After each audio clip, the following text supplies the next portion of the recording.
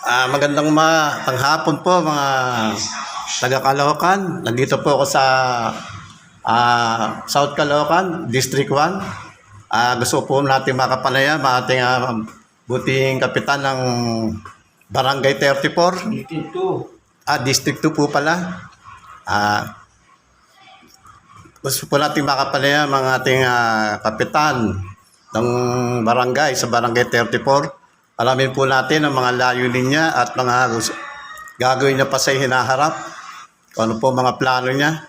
Para po ito ay parang sa State of the Nation, pero po ito sa public na ginagalawan lang ng Barangay 34. Ayan. At sa oras po, dito na po ako. Hello, magandang hapon, Kap. Kumusta na kayo dito sa Barangay 34? Okay naman sa barangay. Okay naman po ba? Okay. Kumusta po ba ang rito? Kalagayan ng mga tao rito, Kap?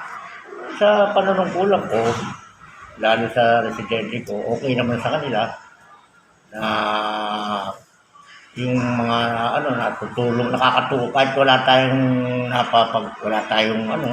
nakakatulong tayo sa baryo. Kung kahit paano, konting lapit nila sa atin, at tutulungan din natin sila. Ayun. Kaya nag-iisip ako Opo. na kung paano ako nakakatulong sa kanila kahit wala tayong pera. Ayun. Kap, maiba naman ako. Paano po yung peace and order po rito sa kinasasakupan ng barangay nyo? Peace and order, okay naman din. Lalo nakatulong ko yung bagong kagawad Arman, Gawad Trek. Mga nakakatulong ko sila. Ako naman paano, sa umaga pa lang, nasa barangay na ako. Hanggang gabi na ako. Kumbaga hindi naman tayo naghihintay ng problema. Kaya lang ganun, sa panunungkulan ng kabesa, kailangan palagi ka nandito. Parang ako ang ama ng baryo. Kaya ako naman, talagang inaano ko yung pagsiservisyo ko. Para sa baryo. Kung sa peace and order nyo, inatanong ko, unang-una tinututukan ko yung droga. Ayan. Balita ko nga, Kap, galit daw kayo sa droga. Talagang galit ako sa droga. Ako, hindi naman ako sa mamalinis. Dati rin tayo galing dyan. Opo. Buti nga, nakaiwas din ako. Mapasalamat nga ako, nakaiwas. Kung hindi ako nakaiwas dyan, baka kung hindi na sementeryo ko, nakatulong din ako. Ayun. Kaya naranasan ko yung hindi maganda yung droga na yan. Kaya ako galit na galit sa ngayon. Isa akong nakaranas. Kumbaga palaging iniisip mo, pantira. Pag wala ka ng pantira, diyan ka na yung mag-aabot. Tutulak ka na. Ganyan. Kaya huwag na silang magnais na magtulak ka dito. Hindi naman ako perfect na sabi ko na marami na nga rin ako napakulong. Kasama ko sila kagawad naman sa pagpapakulong. Fishing order ko si Michael. Marami na. Kaya lang, andyan naman din sila, meron pa rin. Paano hindi naman tayo na perfect. Talaga yung iba, bagong laya, pagkalaya, papakulong mo, lalabas, walang pinagkakakitaan. Balik ulit sila sa dati. Kaya lang, hindi katulad noon, talagang kalamok, hindi lang tinitinda nila sa kalsada, kahit may CCTV, wala silang parang tanggalang, talagang pinakikita nila. Pero ngayon hindi na, sila, takot. Kaya medyo tayo ngayon, tahimik ako sa droga. May kalalagyan sila sa akin, pakukulong ko sila, pag nakita ko sila sa CCTV, paikot-ikot lang sila, pinag-iinalaan ko na sila. Kaya medyo panatag na yung residente ko pagdating dyan sa droga. Wala na yung nagbebenta, kalamang candy na. Meron pa rin, pailan-ilan na lang. Pero, Kap, talagang hindi mo sila bibiruin, ano? Hindi ko talaga sila bibiruin, kaya kung tigil na nila yan. Paano ako magiging kalaban nila? Ayun. Kaya nga dapat itong mga rito, mga addict sa inyo, ay mag-isip-isip na sila. Diba? Dahil alam naman nila, kalalagyan nila. Hindi nyo sasanduhin. Wala tayong kamag-anak dyan. Kaibigan, basta Gano'n naman, nakita naman nila dyan. Habang pinakukulong, mag-iiyakan nga sa alam ko yung pamilya. Tinitigis ko talaga. Pinatitigas ako yung puso ko na huwag silang patawarin. Paano ba't pa ako manghuhuli tapos patatawarin ko lang sila? So, sabihin kapag nahuli niya Hindi pwedeng warning lang, basta suspendido. Hindi naman sila nakikinig, warning. Ano na yan eh. Ah, Baga sana immune na yan, na wala na sila sa ano. Sa ano, baliwala sa kanila. Yung ibang hadak, ito mo. May mga pulis na, may mga kapitbahay, aabot pa rin. Sana pag pinagbigyan mo yan, hindi ka na igagalang na. saka sa pakap, talagang sama, sabi nyo na hindi kayo respetuhin. Gagawin ko yung katawa-tawa. Di po ba? Ayun. Dapat pa lang, mag-isip-isip na nga sila, gaya na ulit sinasabi natin. Hindi ko na pinalilalaki. Hindi ko na ano, paano pag pinalaki mo yan? Kukuha na ng guns yan. Provide ng baril yan. Tama. Kahit barangay, hindi na makakaporma sa kanila. Tama. Hindi na na ano yun, lalaban na yan, matatapang na yan. May mga pampiyansa na yan, kape, no? Kaya ako pa, maliit pa lang. Putulin na. Pinalo ko na sila, pinuputulan ko na ng usungan sila. Tama, Kap. Oo. Okay. So, Kap, may iba tayo. Yung ordinansa po rito sa Barangay 34, ano pong dating nagagawa nyo at balak nyo pong gawin? Ano, marami akong gustong gawin. Ang unang-una, yung isa kong pinupundis ng kalinisan. Opo. Kita nyo na yung basura natin. Alas minsan, nagkasakit na nga ako dyan sa pagbabantay. Gusto ko palaging malinis, saka yung pagtatapos, sana matuto na sila. Ang gusto ko nga minsan, hindi ko lang nasabi sa soba namin. Pinag-usapan na namin ng tiga CMD. May araw na raw ang dating ng may oras, may oras, o palagay, oras. Pag nandyan na yung truck, saka pa lang tayo maglalabas ng basura. Ayun. Yun ang gusto ko. Saka yung si Paring Arman, parang baliwala yung binigay na walis. Pandakot. Basurahan. So, Kadena ng aso. So, sabihin pala, naging proyekto nyo pala, Kap, na magbigay ng walis bawat kanto. Para tapat mo, linis mo. May pandakot yun. Para may mga aso naman, sa kadena, itali yung aso. Paano nga yung nagiging problema ko pa sa aso? Minsan nga, meron pumasok ng city pound. Yun nga, parang may nagre-report na maraming rito, pasaway na aso, yung tayo sa kalsada. Kap. Nakakadiri naman talaga. Yung pinapasok namin, nakalabing 2 aso kami na isurrender. Pero pa yung nasilo nila. Iba, may pumunta, siguro mahal yung aso. Tinubos nila sa first district. Doon na paano nilalagay. May compound sila doon. Pag hindi natubos, parang ini-injection na lang nila. Ayun. Ganun na. Kaya gusto ko, matuto sila pagdating sa tayo ng aso. Yung may mga aso dyan. Dapat, nag-aalaga sila, susundan nila yung aso nila. Hindi yung bubuksan nila. Patatakbuhin nila. Alam nila nakatae na, sasarado na. Balita ko nga, Kape, pag-ating gabi, tsaka araw pinapakawalan. Oo, marami sa amin sumbong na gano'n. Maraming lugar, hindi ko nasasabihin ng mga lugar. Diyan na sa likod ng barangay, meron. Palaging gano'n na lang. Kawawa naman paano yung residenteng iba na gusto yung malinis. Sila naglilinis ng tae, nang hindi naman nila aso. Yung mga walang aso, naglilinis ng tae ng aso ng meta. Oo nga, Kap. Patulad ko rin, sarap namin. Barangay chairman na ako, puta, paglabas ko ng ang daming tayo ng aso. Kaya minsan, nakapagmura na ako sa trompa. Pag naabutan ko, papaluin ko ng disposition. Reklamo na nila ako, sabi ko nga. Kabagay. Paano nga minsan nakakainis na nga sagwa-sagwan tingnan, yung mga bata maglalaro na lang sa kasana, nakaplato. May mga tayo pa na aso. Tsaka ordinansa yung Kape, di ba? Saka may ordinansa yan. Ayaw, may talagang kapangyarihan. Paano minsan, meron akong nakagat ng aso. Nagkaaway pa sa harap ko. Nilaliliwanag sa tao. Kahit nakatali yung aso mo, nakagala, nasa loob ng bahay, may kasalanan ka pag nakagat yan, nakakagat ng bata. Biro mo, nakatali. Sabihin, nakatali, nilaro, nakagat yung bata. May kasalanan ka pa rin. Kahit nakatali, kahit nasa loob ng bahay, pumasok yung bata. May kasalanan ka pa rin, may batas yan. Tama. Minsan may nag-aalaga. Pag nagkasundo, walang pera. Paano, kung may rabies yung tao, paano pagkagamot? Mahal pa ng gamot niyan. Yung O, di ba?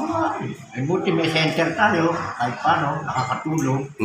Nakakit ko sila sa center. O, sasabihin ko dun sa nakakanggap. O, sige, tulungan kita. Paano ko nang sa center? Okay. Kaya lang, buti palagi may gamot. Kung maabuta, walang gamot. Tama ka. Meron tayo, San Lazaro. Yun, may libre. Hintay ka pa nga. Lalayo pa ka pa, no? Yun. Saka naman sa mga, binigay na kadena ni Kagawad Darman. Hindi nagagamit. Ano pa, iba, nakagala. Di sayang yung ginagastos namin para sa Ayun. mga kadena, wali, pandako. Parang hindi magpapasakop talaga kape, no? May Meron naman mga yung pasaway. Kaya lang yung iba, matulad sa basura. Puno na. Tapunan pa ng tapunan. Yung mga saan talagang apaw na. Ah, Pati yung dapat hindi itapon sa basura. Tinatapon yung mga ahasang.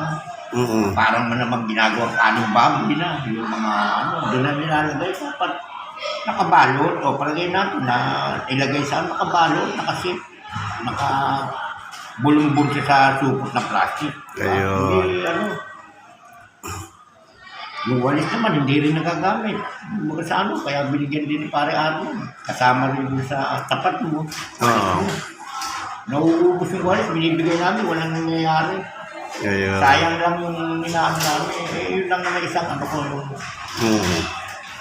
Hindi naman natin hinihingi yung tulong nila yung tumulong. Makiisa na lang ka pa, no? Yung tulong nila na dapat ibigay sa barangay, sumunod sila sa pinag-uutos ng kanilang chairman.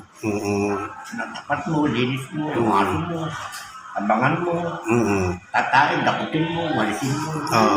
Hindi ibang tao naglilinis. Sa araw-araw na lang siguro, Kap, no? Buti ngayon, nung nagpapasok kami ng Pause. yung nanguhuli, medyo tumino na naman konti, medyo konti na lang. Naglaylo, Kap. Nanggayo na naman sila, parang di ba?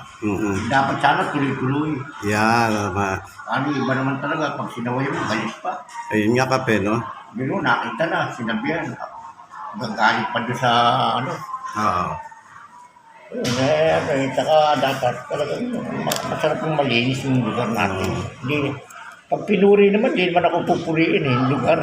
Yeah, bagay. Paano gusto ba nila yung pag sinabi? Lalo na may mga ibang lugar na tayo dito. Ang barangay 34 na, madumi. Kaya nga, Lalo sa basurahan, minsan, meron naman. Ang dami na naman. Bagay, ang naman ngayon, hindi nakukuha kagad. Hindi dumadating kagad yung truck. Kap. Yun naman ang problema. Problema kung minsan yung truck, hindi kagad dumadating. Kaya nai-stakan tayo. Ayun. Kaya medyo, kaya lang, yung nagtatapon na hindi sigarito, nasa wata rin namin, madalang na. Dati, barangay 30, barangay 31, 33, 35, pumapasok sa atin minsan. Kaya dati kita yung bundok ang basura natin. Ayun. Baka sa Kap, meron dumadaan. May ibang barangay na nagtatapon dito. Nakikitapon. Mula nung nagbantay ako, tinutukan ko, medyo na-disiplina ko, hindi na pumasok, pinaliliwanagan ko. Paano iba galit eh. Sabi niya, basurahan, ba't may gano'n? Sabi ko, bakit? Tiga saan ka ba? Tama. Tiga barangay 34 ka ba? Sa amin lang to. Tiga barangay 34 lang.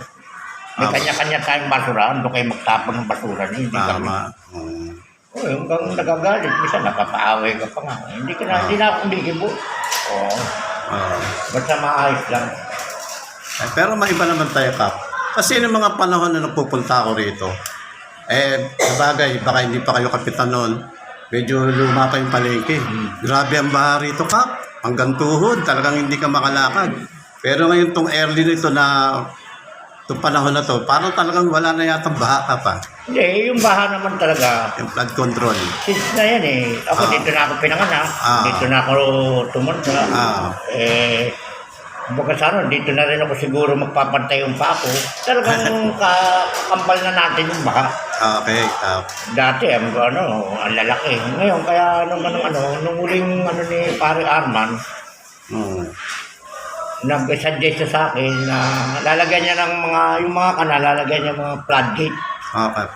Stainless para hindi nabubulok. Ayun. Ngayon, kaya yung baha, hindi na masyadong malaki pagpasok. Nakukontrol na siya ng mga floodgate na nilagay ni Kagawad Darman. Kaya pala lang. Lahat ng daanan, exit yun meron. hanggang dulo, meron yun. Kaya yung bagong malaking papasok, konti na lang. Ayun. Kaya nakukontrol natin, hindi katulad noon. Pag pumasok, alos yung bota mo, Dubog. dubog. Ah. Ngayon wala na kasi lang mga... Pero lang talaga, pag nagsabay yung high tide, Ay. tsaka yung bagyo, talaga hindi mo may maiwasan iwasan, no? na lumaki. Paano Ayun. doble yun eh. Nga, Kap. Sabi mo, maghapon ng ulan, tapos high tide. Kaya medyo malaki na yun. Pero pag wala namang bagyo, alos wala nang pumapasok na tubig. Ayun. Control. Maganda rin yung nagawa ni Kagawad. Talagang pinag-isipan nyo na maayos. Ano. Palagay sa kaayusan. Kap, balita ako dito medyo sa barangay nyo ngayon. Parang pag bawat iskinita, nagkaroon yata ng mga ilaw. Dati wala eh. Hindi, yung... Parang ngayon, lalo na sa pagtutumas, parang may ilaw na diretso sa isla. Dati, Paano ba ginawa nyo ron, Kap? hindi, dati may ilo yan. Kaya lang, inilagay yung Kagawad pa kami noon, buhay pa si Kaptute. Okay. Ang napagparadika namin, dati kuryente. Pinatanggal namin, paano marami naka-jumper. Okay, Kap. Ang dami naka-jumper, pag nagkasunog, kami pa masisisi. Pag sa nag-budget si Kaptute noon, solar ang nilagay namin. Solar. Kaya lang yung solar, minsan, ang dami rin namin nilagay, di ba, lumiwanag, solar. Kaya lang, pag nagkatagalan, malabo na. Nawawala na yung liwanag. Naulan lang siguro, Kap. Hindi, kahit naulan na, basta ganun siya, parang yung una maliwanag, pero pag nagtagal, parang malabo. Baka hanggang doon lang capacity Para niya. yung ano niya, yung inahihigot ng init, parang hindi na naging sapat yung ibigay niya sa iskinita yung servisyo. Minsan, pag nagsindi ng alas 7, biro mo, walang ano, mga alas 10, alas 8, Wala na, patay. wala na, patay na, pahina na. Kaya nag-isip din ako, ibalik yung kuryente. Kaya, kaya lang, nag-control ako. Niliitan ko lang yung burstahe ng kuryente. Tama. Yung mga 9 watts lang para... Wag lang hindi magkaroon ng ilaw, Kap. Tsaka yung iba, sinabihan ko, yung biro mo, isa-isang lugar, may jumper, sinabihan ko, puputulin ko yun. Nang ginawa ng paring Arthur, nilagyan sila mga fuse, bawat kanto, para pag yun naputok, alam mo, dun din. Pag bumaba yung kaya mapapansin niya, pag may nasira, ilang portion na may walang ilaw. O katulad ng isang araw, kailan lang sa lugar nyo. Alatang may nag-jumper. May nagwe-welding, namamatay yung mga ilaw. O, inihigop. Kap. Galit pa nung nasita yun. Hindi raw. Alatang pag nag-ano siya, yung ilaw namamatay. Kaya nagtuluyan, nasira. Ayun. Ginawa namin, hinanap namin. Yun, nakita namin, naka-jumper pala. Pinutol namin. Sabi tapos lumabas si Bebe. Sinabi ko naman, pasensya na, be. Sana, sige, palagay natin, nakalagay ka dyan. Dapat ilaw lang. Huwag na dyan nag-welding. Halatang inihigop ng welding yung mga pamatay. Ibang bumilya. Kung makasunog. Tama, Kap. Yun. Minsan, ganyan, galit pa, iba. Kaya lang, iba naman, pag hindi mo sinita, sobra naman. Patulad yan, imbis na pati pag-welding, doon ginagawa. Baka mag-aircon pa, Kap, pagdating ng araw. Kasi baka ganun nga, washing machine. Talang di kuryente. Dati ang problema namin, puro ganun. Yung una, kaya pinaputol namin ni Kap noon. Kaya lang, hindi na sapat yung solar, sayang lang doon. Binalik na namin sa kuryente. Kaya lumiwanag na naman tayo, ganun lang. Kumusta naman dito, Kap, yung mga kalagayan ng mga senior natin? Senior naman, okay naman. Okay naman, yung Kap. taon-taon na binibigay ko naman. Sa mga birthday, Kap. Yung birthday naman, galing sa taas, nakakarating naman kay Mayor. Pero naman ako, yung para sa senior, yung sa budget, binibigay ko. Yung percent nila, nakakatatlong bigay na ako, 3 upo na ako. Yung peking kabesa ako. Ngayon nahalal na ako, hindi na ako peke. Legit na kayo, Kap, ha? Hindi, binibigay ko na yun. Hindi, una naman ganun, di ba? Sa bagay, Kap. Tanggap ko naman yun eh. Di ba? Hindi naman tayo peke. Tsaka hindi nyo naman gustong kayo upo, Kap, eh. Talagang nangyayari. Hindi mo mawawala yung alam mo dito, maraming marites. Maraming issue-issue yung ano. Ganyan ang politika, Kap. Parang ano yan eh. Okay lang. Parang manggang punong-puno ng bunga. Ayun, nakatatlong bigay na ako sa kanila, yung palaging 40,000 yun. Siguro alam mo yun, sinasabi ko rin sa ibang senior, yun, baka mamaya paano nga, minsan, ewan ko ano ginagawa, minsan merong ano eh, minsan hindi ata dinidig ang binigay ko, silang ano, gano'n, parang ayaw nilang malaman sa kamay ko galing. Paano inahaluan palaging politika, yung ano. Ako, Kap, di ko alam yan eh. Hindi ko lang nalaman yung Kap. Meron na, pangatlo na yun eh. Hindi ko alam. Kahit isa, wala ko alam, Kap. Totoo lang. Puro 40 milyon, yung porsyento ng ano yun, ng sino, sa budget. Okay. Minsan pinangungutang ko, ano, Okay. hindi pa na, ano, di ba, hindi pa na. Kaya lang, minsan, yung banggitin yung pangalan ko, ayaw atang banggitin eh. Kaya naman pala. May politika palaging, ano, ewan. Hindi mawala, Kap, eh, no? Pinansa pa. Hindi mo nga talaga yung mga opposer, Kap. Ginagawa pa ng lahat. Meron pa talaga hindi nasisiyahan. Hindi naman tayo nagpapabaya, yung, ano, yung mga ID. Ngayon, kakampi na tayo ni Mayor, no? Oo nga. Lahat sa atin na dinadaan.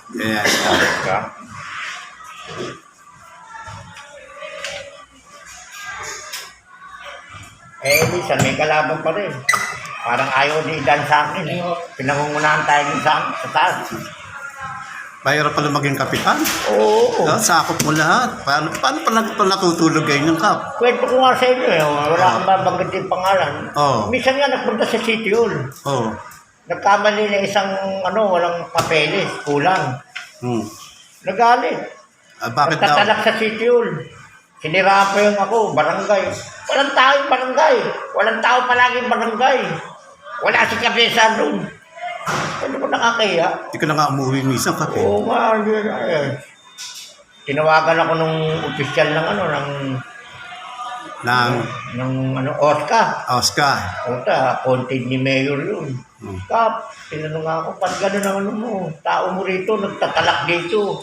Sabi ko, sino? Yung hinihiraan ka rito. Alam na natin kung sino, Kap. Palaging gano'n na lang sa akin yun. Pag nakaharap ako, mabait. Pag talikod ko, sinasaksak ako. Ewan ko ba, ano doon. Ako naman, yung mga ginagawa nila, hindi naman ako nakikailan. Trabaho sila, gano'n lang naman. Okay, salamat, di ba? Dati kayo pa rin ang kapitan dito, Kap. Kayo dapat masunod. Ayaw di ata matanggap pa rin. Ay, hindi po pwede sa batas. Hindi, inaano ko na siya, hindi siya tumakbong kabesa rin. Ayun, tama, Kap. Para lahat ng gusto niya, masunod. Tama. Pero para sa akin, Kap, napakahirap maging kabesa pala. Kala na nga nila. Shoulder mo lahat. Kunting pagkakamali mo, ikaw. Napapabayaan ko nga yung bahay ko eh. Yung bahay ko, ako palinis sa bahay, yung bahay ko madumi. Mga puro alikabok na.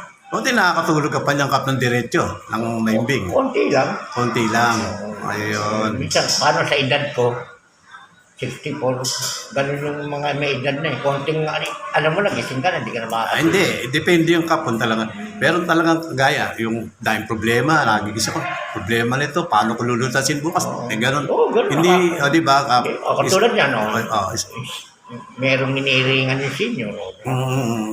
Gusto ko maayos. Gusto ko huwag na makarating na senior anang lupon eh. Lupon, tama. Kumbaga na sa akin pa lang, maayos ang problema. Yeah, tama. Para okay, di ba? Ladaanin pa ng lupon, kung maayos din naman, di ba, Kap? Bagay. Ito na lang ang huling mensahe ko, Kap, na anong message nyo at ano pang mga plano nyo gagawin sa barangay at ano pang mga pwede nyo sabihin sa mga constituents nyo rito, Kap? Unang-una, mensahe nyo, Kap. Mensahe ko muna, unang-una, Ayan. yung naninira po sa akin, huwag kayong maniniwala. Paano sa kanila po, puro politika. Yun.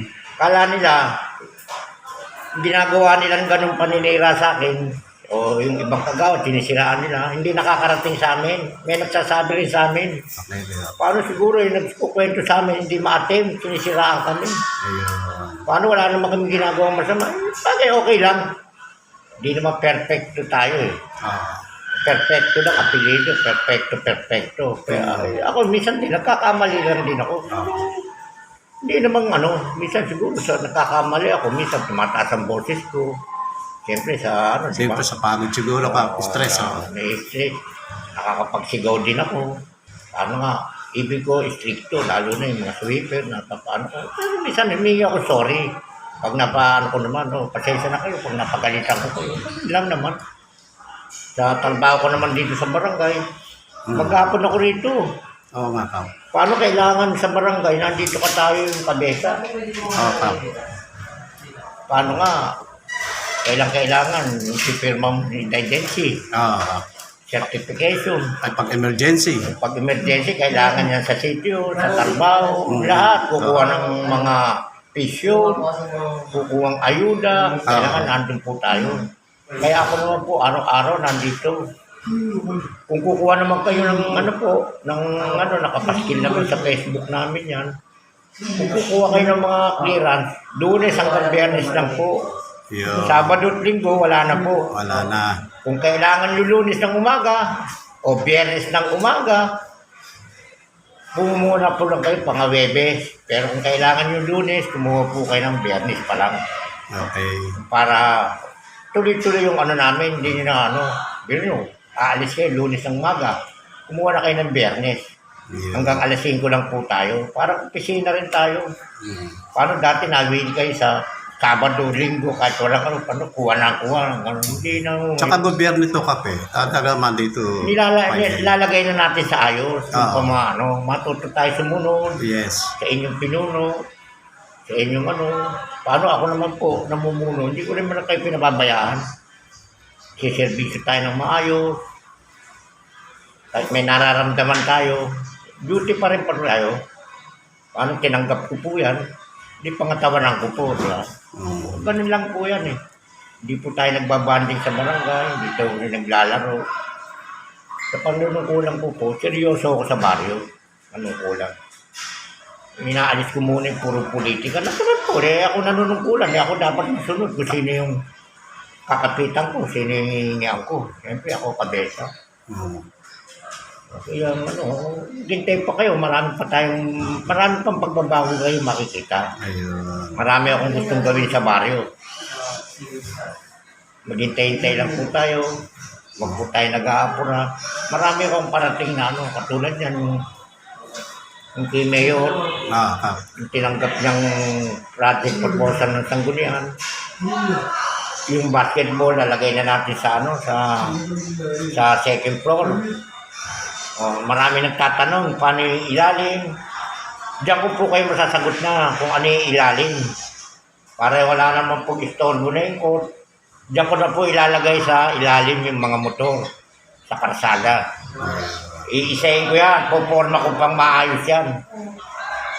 Lahat kayo nakaayos. Hindi yung balagbag, kukuha kayo, aalis. Saka yung e-bike. Para lumuwag po yung mga lugar natin, lalo na yung Bisantos. Pangarap ko po yan.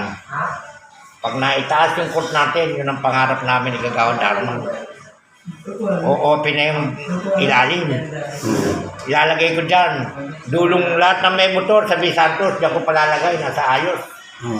Hindi mawawala tayo ng problema, hindi may yung Bisantos natin luluwag. Yung mga iskinitas, diyan ko ihimukin sila. May gwardiya pa sila, di ba? May CCTV pa yung paglalagyan nila. Yan ang pangarap namin ni Kagawad Darman. Tapos po, yung tulay po, magagawa na natin yung tulay natin. Yung pagitan ng 33-34, papayos na natin, umuuga po yun eh.